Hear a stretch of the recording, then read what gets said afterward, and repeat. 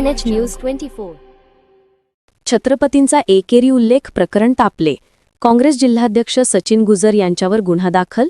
श्रीरामपूर छत्रपती शिवाजी महाराजांचा एकेरी उल्लेख केल्याच्या प्रकरणाने श्रीरामपूर शहराच्या राजकीय वातावरणात जोरदार खळबळ उडाली असून काँग्रेसचे जिल्हाध्यक्ष सचिन गुजर यांच्या विरोधात अखेर गुन्हा दाखल करण्यात आला आहे. भाजप, शिवप्रहार, शिवसेना इत्यादी संघटनांनी या प्रकरणाचा तीव्र विरोध करत कारवाईची मागणी केली होती. मिळालेल्या माहितीनुसार काँग्रेसचे नगराध्यक्ष पदाचे उमेदवार करण ससाणे यांच्या प्रचारासाठी वॉर्ड क्रमांक 2 मधील सभेत भाषण करताना सचिन गुजर यांनी छत्रपती शिवाजी महाराजांचा एकेरी उल्लेख केल्याचा आरोप आहे. या वक्तव्यामुळे काही नागरिकांमध्ये संतापाची प्रतिक्रिया उमटली होती. शिवप्रहारचे शहराध्यक्ष चंद्रशेखर आगे व त्यांच्या कार्यकर्त्यांनी याला विरोध दर्शवित गुजर यांच्या विरोधात कारवाईची मागणी केली होती. या वादाचा परिणाम म्हणून काल सकाळी झालेल्या एका घटनेत चंद्रशेखर आगे यांनी सचिन गुजर यांच्यावर हात उगारल्याचा प्रकार घडला. या मारहाण प्रकरणी आगे आणि इतरांवर गुन्हा दाखल होऊन पोलिसांनी कारवाई केली होती.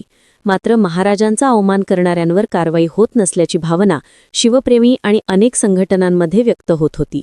याच पार्श्वभूमीवर आज ऋषिकेश सरोदे या तरुणाने श्रीरामपूर शहर पोलीस स्टेशनला दिलेल्या फिर्यादीवरून सचिन गुजर यांच्या विरोधात भारतीय न्याय संहिता कलम 353(2) अन्वये गुन्हा दाखल करण्यात आल्याची माहिती मिळाली आहे.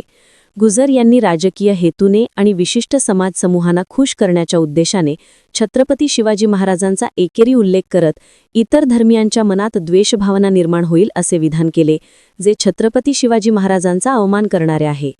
या घटनेनंतर शिवप्रेमी, हिंदुत्ववादी संघटना यांच्याकडून सचिन गुजर यांना तातडीने अटक करण्यात यावी अशी मागणी होत आहे.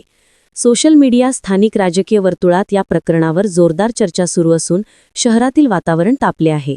राजकीयदृष्ट्या संवेदनशील प्रसंग श्रीरामपुरात नगरपालिकेच्या निवडणुका जवळ आल्या असताना हा प्रकार घडल्याने राजकीय तापमान आणखी वाढले आहे. प्रचारसभांतील वक्तव्यांवरून होणारे आरोप प्रत्यारोप आणि त्यातून निर्माण होणारे गुन्हेगारी प्रकरणे यामुळे शहरातील संपूर्ण लक्ष या प्रकरणावर खिळले आहे. आगामी कारवाईकडे लक्ष. पोलिसांकडून पुढील चौकशी सुरू असून या प्रकरणात आणखी काय कारवाई होणार, आरोपींना कधी अटक होणार याकडे सर्वांचेच लक्ष लागले आहे. KNH न्यूज 24 साठी इनायत अत्तार.